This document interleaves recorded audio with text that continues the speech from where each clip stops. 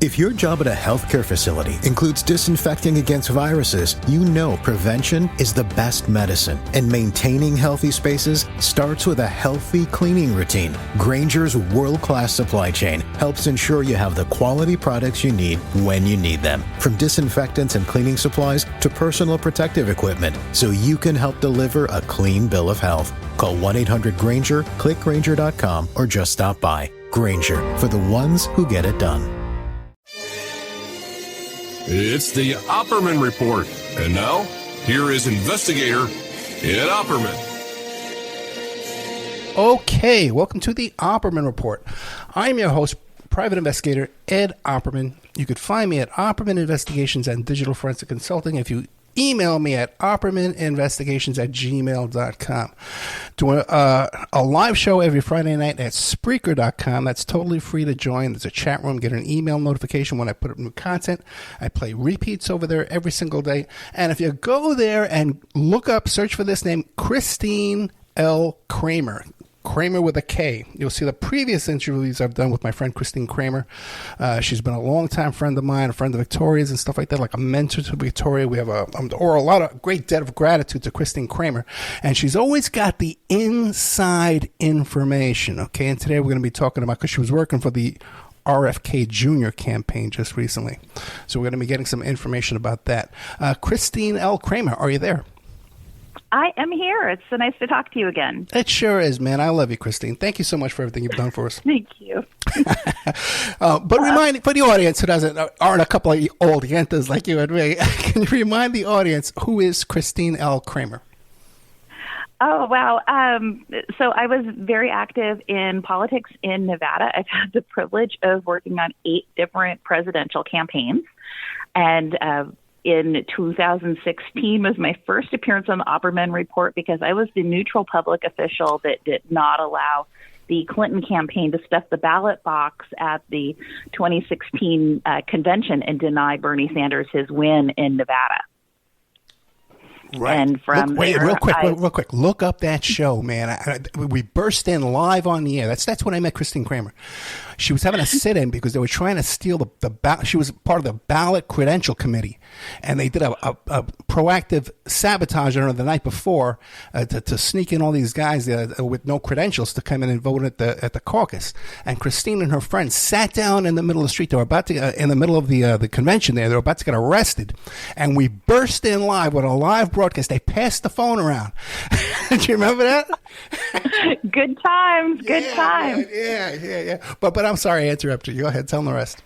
But that also speaks to, it's like I know these workings of how the party works, how political campaigns work, and most importantly, I've always stuck to my integrity of doing things in a fair, reasoned manner.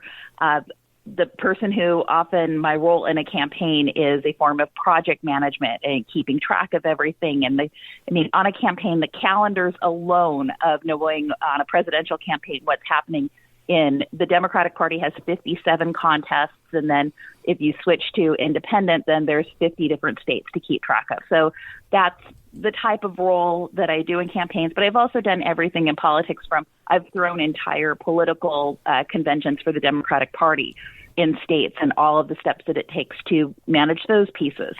So this year I considered myself fortunate that I was recognized by the original manager of the RFK Jr. campaign, Dennis Kucinich, that I have talent in this area, and I was one of his first hires on the Kennedy campaign. And then once the Kennedy campaign was done with me, I was done with them, which we'll get into a little while later. I was able to go on and be the ballot access director for Dean Phillips. Gotcha. So, but we're here to talk about the RFK Jr. campaign, right? Okay. Yes. Where do you want to start with that? Oh, how'd you get the job? I got the job through friends of friends. When I originally talked about the job, I didn't know that it was Kennedy. I just knew that there was someone that Dennis Kucinich was working with who was running for president, and I had thought that perhaps maybe it was Dennis Kucinich. Mm. And so I threw my hat in there. Here's my background, my credentials, And then I came back. I had been traveling the world that year. I came back to the United States and went immediately from New York to Boston. I was there for Mr. Kennedy's launch and then interviewed with other people in the periphery because they didn't know exactly where they wanted to put me. And then Dennis had decided that I would be responsible for ballot access and delegates because in the time that I was with this campaign, he was still focused on that he wanted to run as a Democrat. And I believe that he was sincere about that he wanted to run in the Democratic Party primary, but no one had fully explained to him. And a lot of my job was coming up with the documentation of explaining to him the complexities of you may be able to get on the ballot fairly easy in many states, but there are also states where you need to do a petition drive, or it's up to the sole discretion of the state party chair or the Secretary of State of a particular state if they're even going to hold a primary.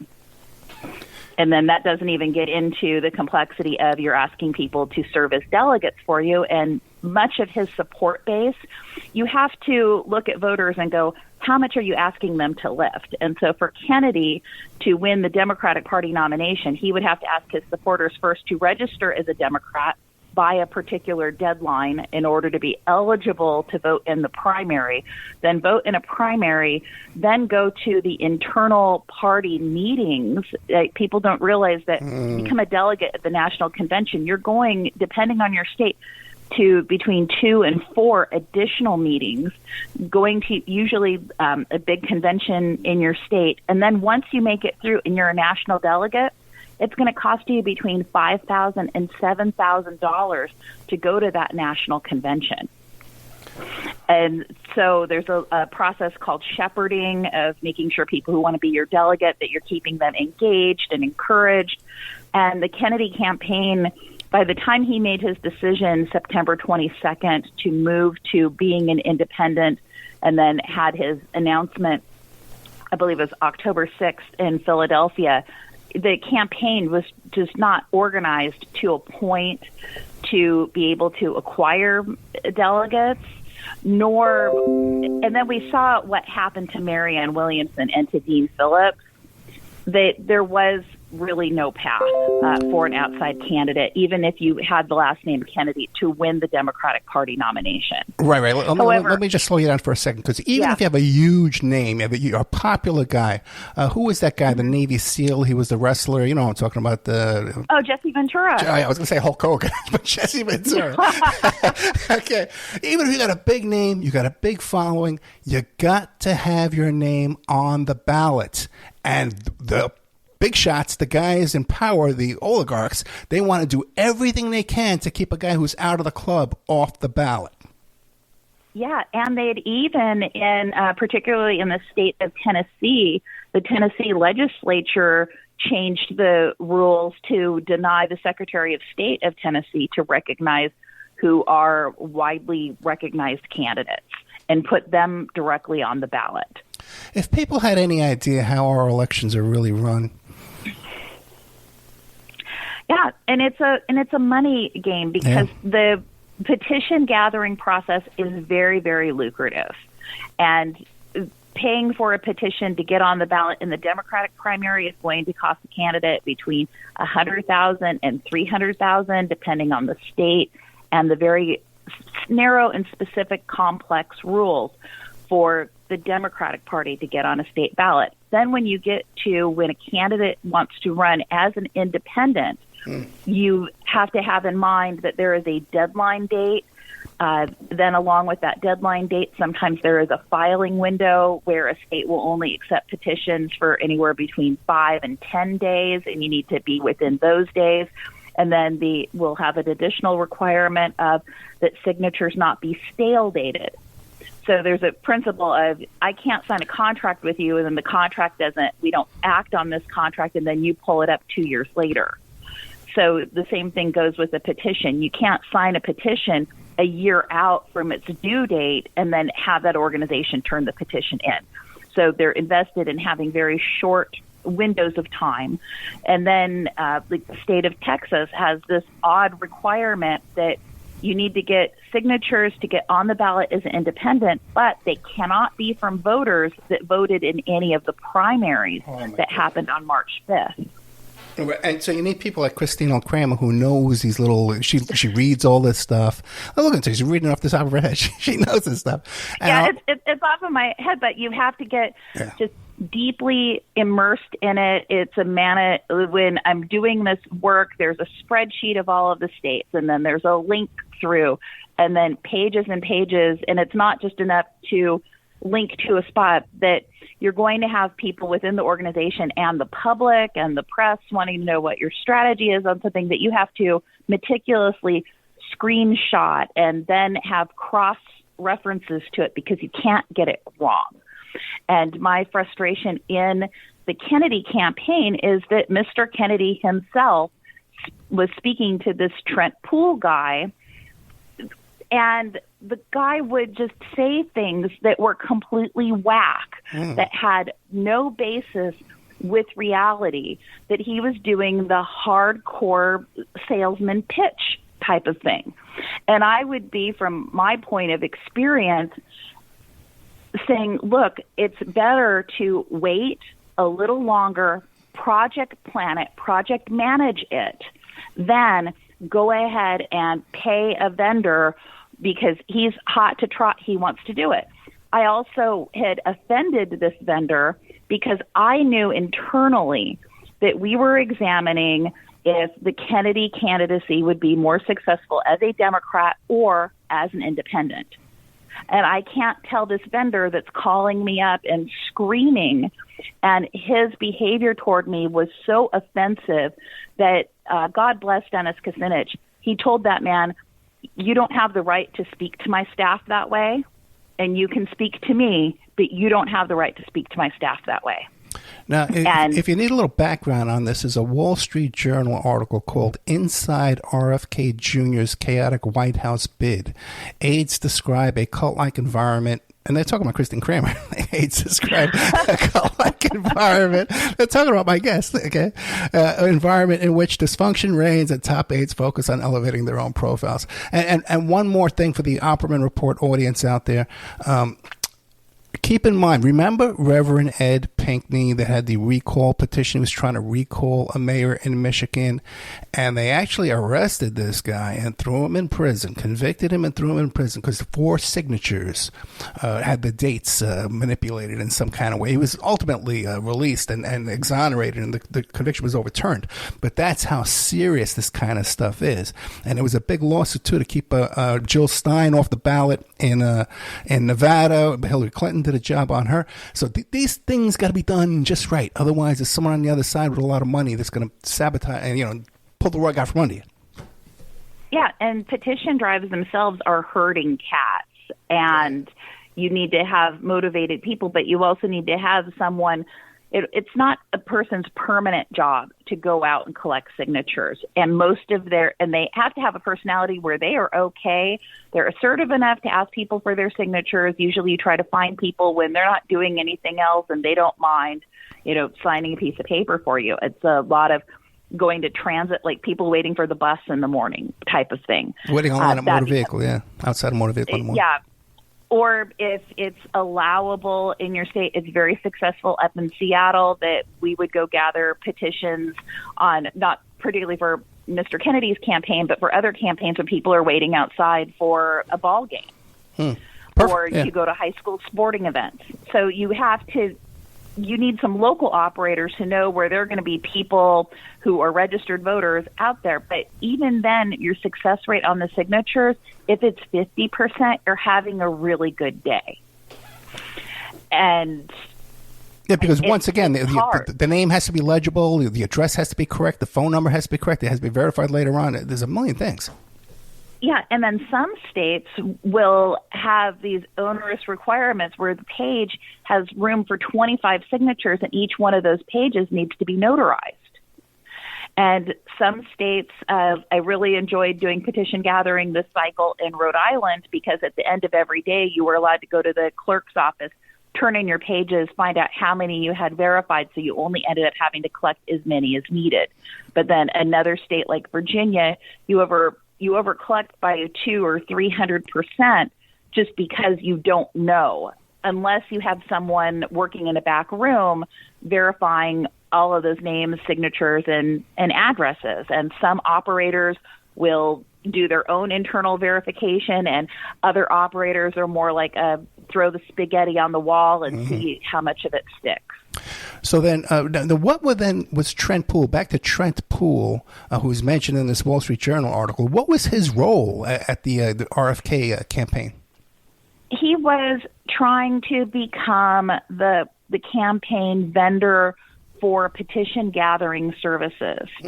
And when he first approached the campaign, he was saying wild things like he was going to gather signatures for us in New York State, and he was going to find names of people that were close to celebrity names to run as delegates so that Kennedy could get more votes. And that was something that you absolutely do not need to do in the Democratic Party. But he was pitching this as a way that, if you're just gathering enough signatures for the candidate to get on the ballot, that's one amount you're able to bill. This guy was trying to build a campaign to run petitions for each individual delegate that would be running into that race. Okay. I later on that same year successfully got Dean Phillips on the ballot in New York State, and we only did a petition for Dean Phillips, and if he had acquired delegates in New York, that would have been resolved at the convention. That was kind of a later on problem to have. But Trent, when he was selling himself as a Democratic Party expert, and he had been the petition gatherer for Tulsi Gabbard in 2020. And there was a gentleman who had made a whole series of videos about how awful it was working with this man back in 2020. And I'm bringing this to the campaign going, what's wrong with this guy that as former super volunteer of a presidential campaign puts out a series of videos about this guy? And yeah, sometimes people get, grudges against each other working on a campaign, but where there's smoke, often there's fire. But let me just back up to this thing you mentioned about celebrities. You're saying like he would go out and seek out a delegate named Mel Gibson so that people would think it was the celebrity Mel Gibson who was the delegate? That was the scheme that he was telling us that he could bring to the table and offer to us, and that he could find delegates for us. But he would find delegates that had celebrity names. Real celebrities or just similar names? Just similar names. This is the craziest thing I've ever heard. Okay. Yeah, and I'm sitting there going, why would a campaign pay for this? But I'm sitting in a room with other people who have never worked in the Democratic delegates process. So if you've never been exposed to this, that sounds like a brilliant idea. I've never worked there. It doesn't sound so brilliant to me. And then I guess we can put costumes on them too, disguises to make them look like the celebrities. Dress them up to look like Marilyn Manson, right? Oh my goodness! And essentially, these states that I wish that state governments would just do, like the state of South Carolina, it does right by its citizens. They know that anybody's going to get on the ballot if they pay enough of these signature gathering operating firms to put them on the ballot. So the state of South Carolina, they just put a flat fee of $25,000, and then you can get on the ballot. These other states, the state of North Carolina requests 10,000 signatures to get on the Democratic Party ballot, or you get the state party chair to put you directly on the ballot, or there was another subcommittee of government officials that could determine if someone was a public candidate. And in 2024, they didn't recognize anybody else. So the Kennedy campaign, by moving to independent, they were able to hold on to it and have a bit of certainty that it wasn't up to the decisions of state party chairs or appointed committee members that serve in government or secretaries of state, whether or not they got on the ballot. Because that avenue, they wouldn't have a chance. It really seemed more and more like they wouldn't have a chance. And the public also doesn't understand that when it comes to delegates in the Democratic Party, in some states, people are supposed to start applying to become delegates 2 and 3 months before the actual voting takes place.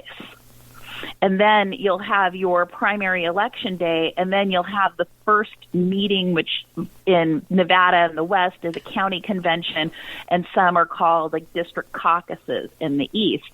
So you need to really be engaged and have a high level of communication with voters even before they've voted, and cultivate that level of supporters.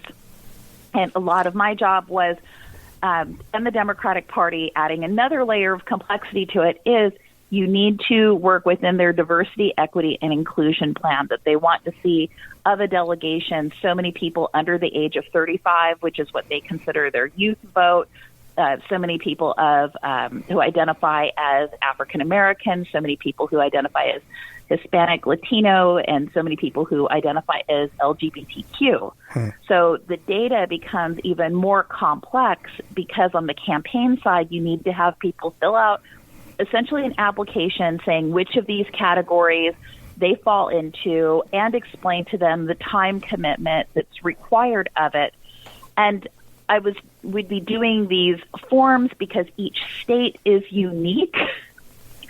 And I kept running into barriers of that Kennedy's first system admin responsible for all of his Google Workspace was a 19-year-old who had just graduated high school the year before. He'd never had a job, much less been associated with a campaign, so didn't understand the complexities of this data. And then I would have to spend hours explaining this is how this works, and then it would never get fixed. Now, once again, what was that role the 19 was filling? The 19-year-old? He was the original system admin over the Google Workspace. He is in charge of all the email accounts, all of the documents, all the subdomains by state. I was the fill-in state director for the state of Nevada, and I couldn't get access to anything. When you're talking about concerns about security, I hate to refer to him as, really, he's a kid. A young man. He's trying to tell me that I need to share passwords with another person, that I'm the state director, and they don't trust me enough to look at the information for Nevada. And that kind of held me back. And so then I'm thinking, like, a campaign that people who are uncomfortable with having any type of power, they don't share it, and they don't know how to delegate properly. So the field operation for Kennedy at the time I left it, they had no ability to delegate just the most basic pieces of data. I couldn't collect data and then merge it in with from Google Workspace into their nation builder. And I think something I've appeared on the Opperman report about before was I was one of the first people working within Nation Builder, this voter software, and the Democratic Party tried to shut me down.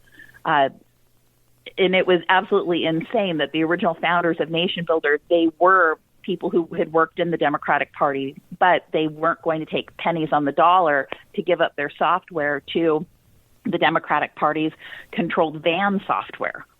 So I actually had certification in the software, but because I'm a 50-year-old woman, they did not wish to engage me on that. Like, it was always that some people could state like wild things off the cuff where I'm sitting there, anyone can look at my LinkedIn profile. I hold 50 different tech certifications, but I'm not considered as qualified as a 19-year-old. Wasn't there an issue, too, where he wanted people to use their home phone numbers and their personal email addresses and their personal cell phone numbers? So in Google Workspace, you can have separate phone numbers. Because I've been in this long enough, I don't like people knowing my personal phone number. And I go to them and I'm like, look, I need to set up a set of 10 different Google Voice phone numbers. There's going to need to be a separate one for each state.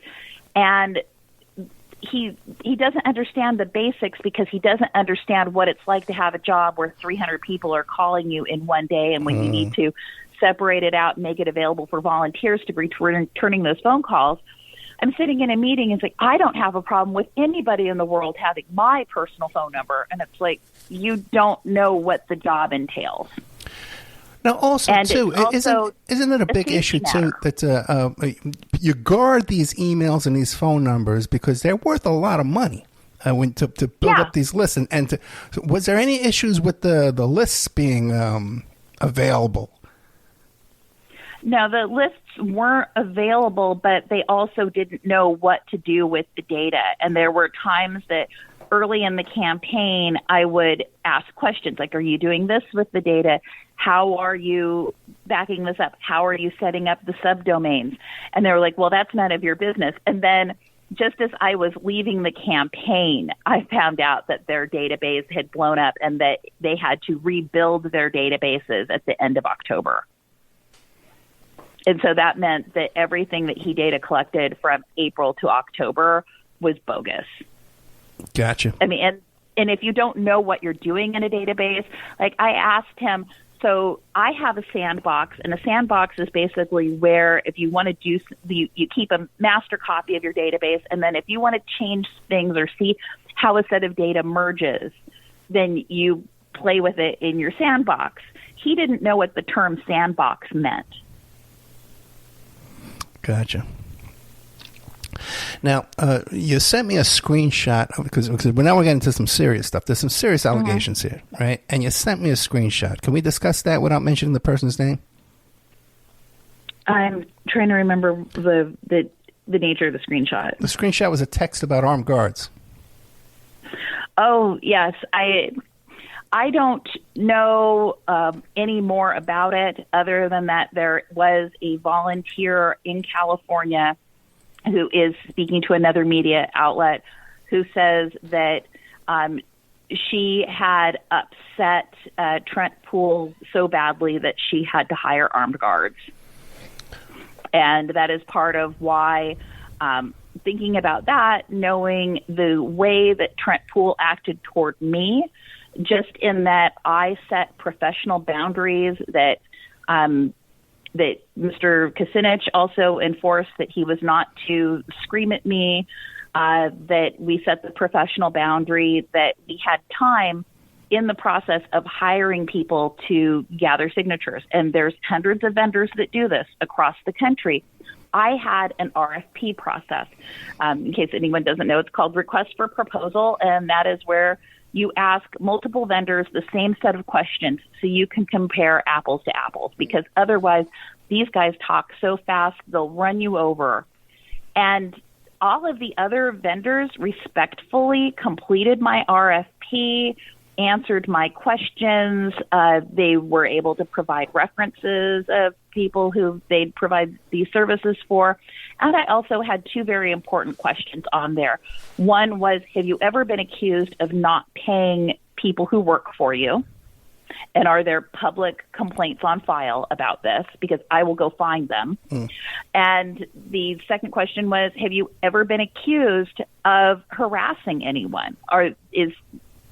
Because what we're doing in these is sometimes with these petition gathering firms, we're sending them these very wide-eyed, optimistic, naive volunteers who you send them to the wrong person, they could become victims. And political campaigns are notorious for that kind of thing. You see, all the time you hear this kind of crazy stuff.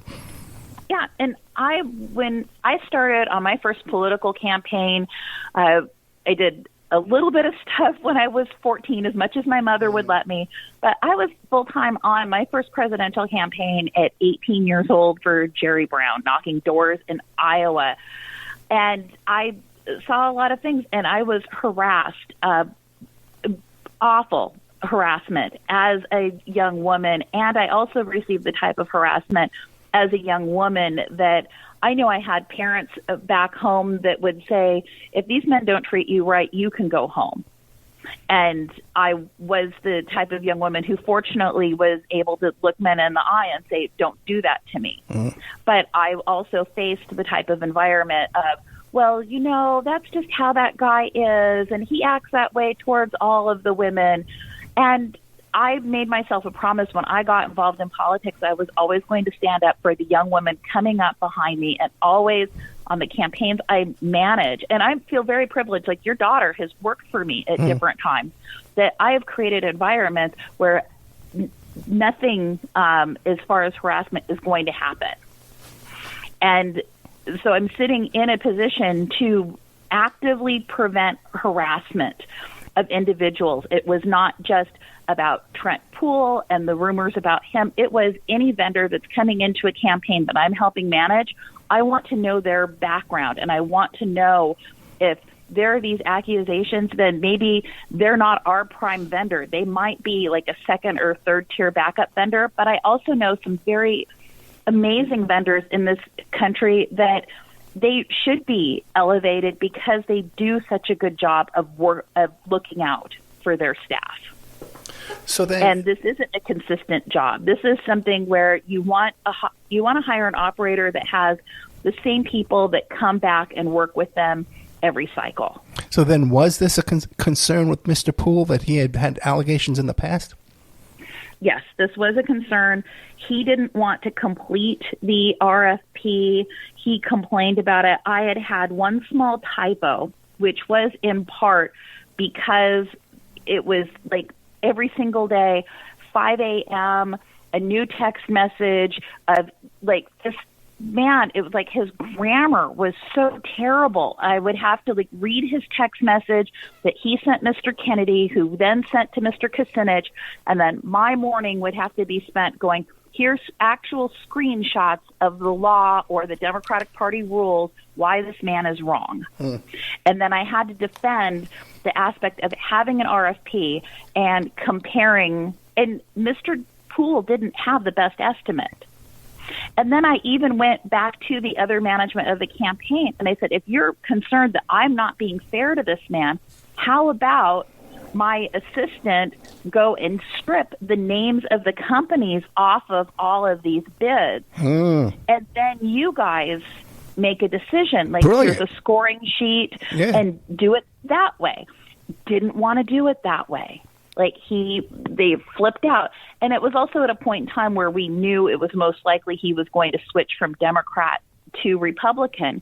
But what concerned me ethically was this guy who is an outside vendor is demanding access to see what his competitors bid because he's promising that he could drop it by 20%.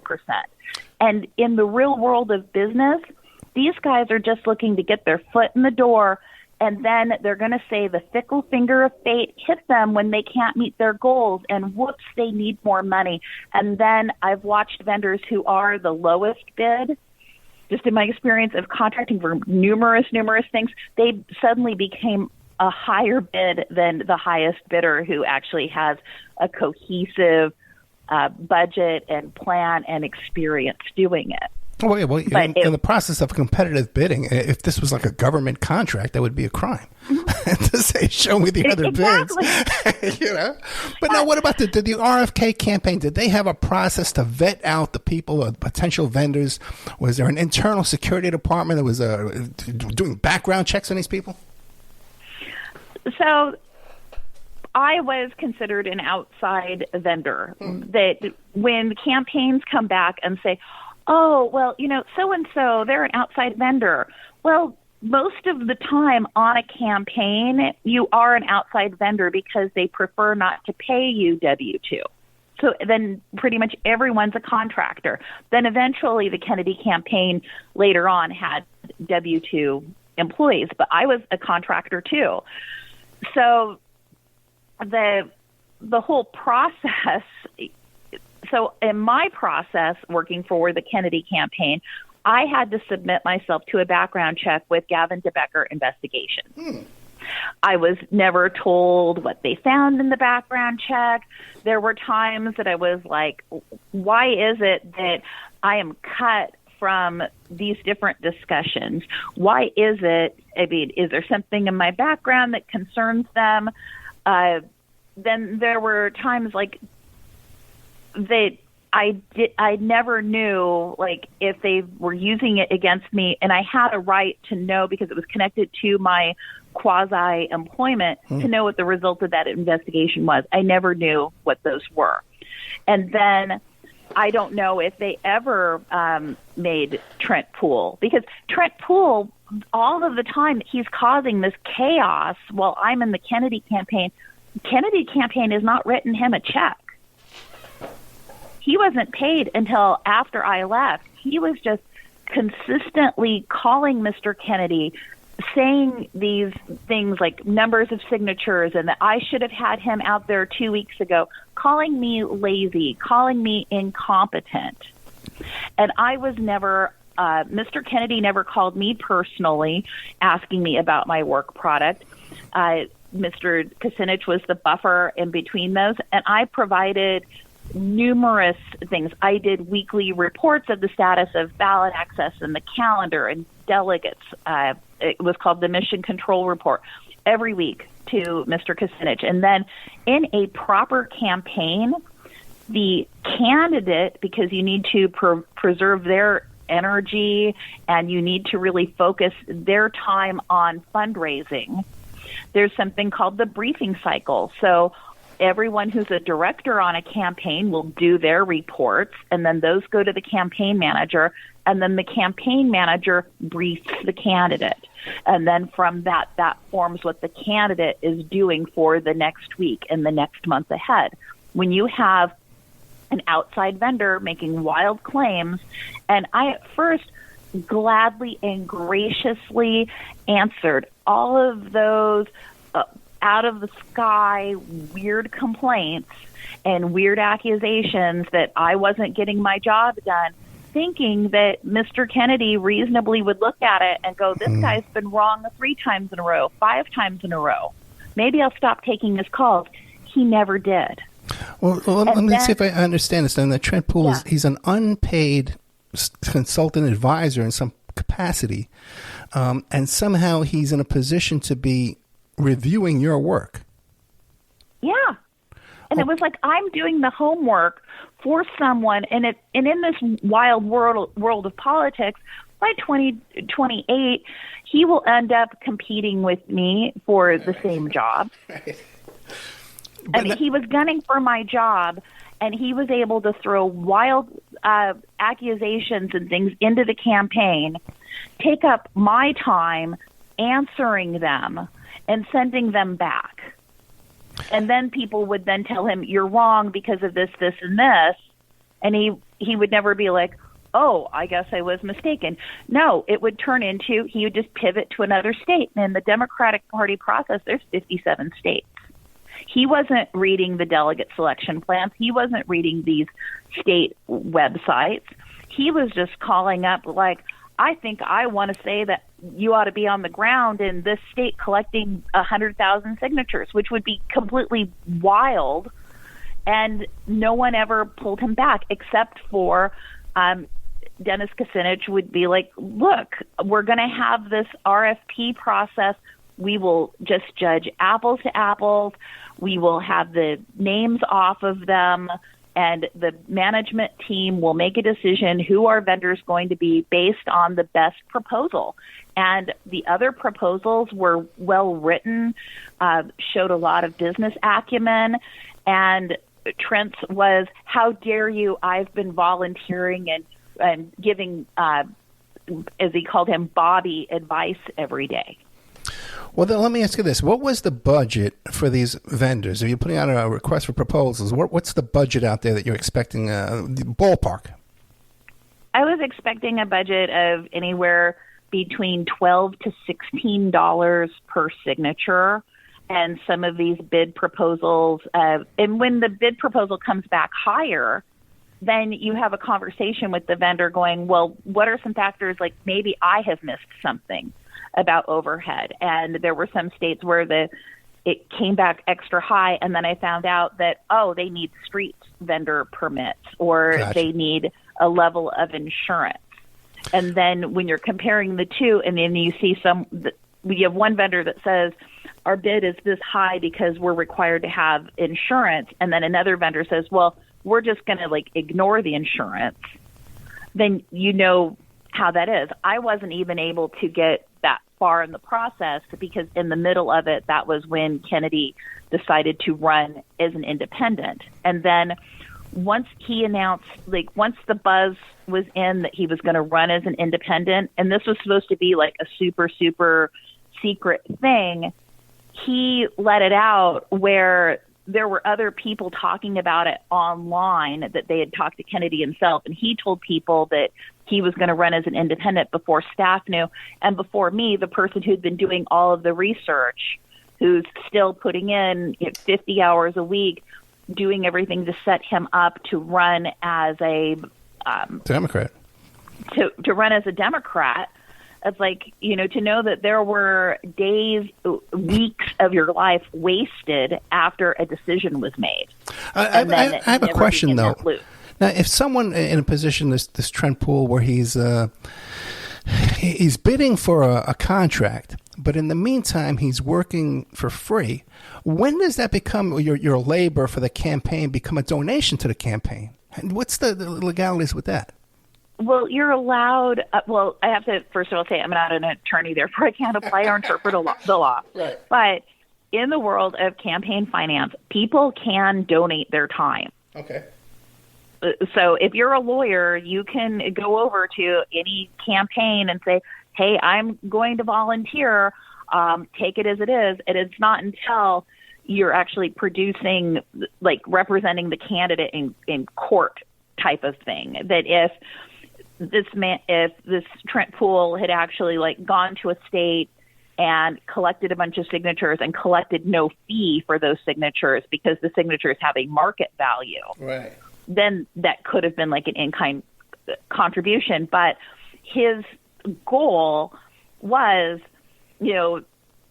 hire me, get me paid to collect signatures as soon as possible, and inserting himself into what should have been a reasoned process, looking at the calendar, looking at budgets.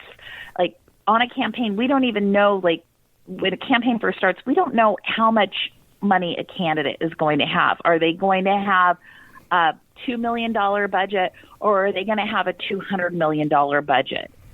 And so you have to form it for any way that it's going to end up.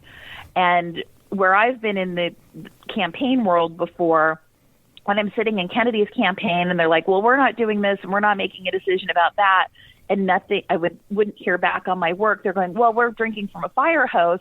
I'm sitting here going, I need to set up these databases and get decisions made, because you're about to have a tsunami if you're successful.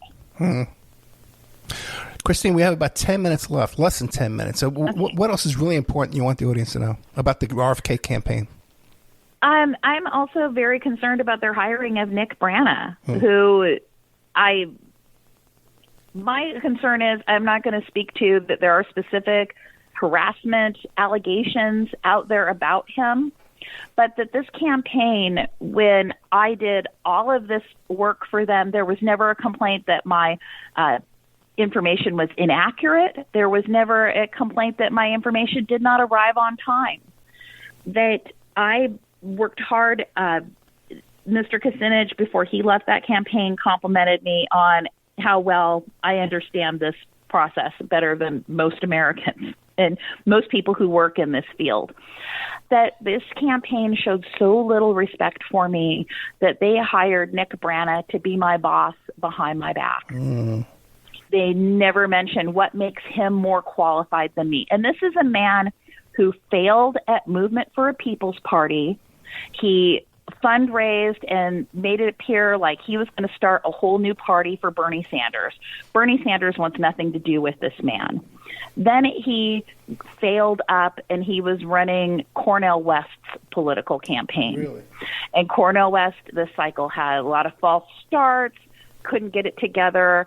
When I last saw Cornel West about a month ago, he was this, I can't believe that Nick Brana, we fired him from my campaign, and then they thought he could be your boss on Kennedy's campaign. And what's interesting is that this is how small a world presidential politics is that in the process, like when Cornel West fired Nick Brana, he interviewed me to run his campaign and eventually went to Peter Dow at that point. And then I had gone on to the Dean Phillips campaign. So there's a limited pool of those of us who think we know how to do this. Yeah. And the way the Kennedy campaign absolutely disrespected me, that I go all the way to Philadelphia for this announcement. Trent Poole is standing there like 3 feet away from me everywhere I go. He's not even on the payroll yet. Certain people are denying that he's ever going to be in the campaign, but he's there at an employee event and just hanging around. And he later on sent a condescending email that I wouldn't sit and speak to him about the plan. And it's like, well, he's an external vendor. I shouldn't be talking about the campaign's internal plans with him until I have a written document that says otherwise.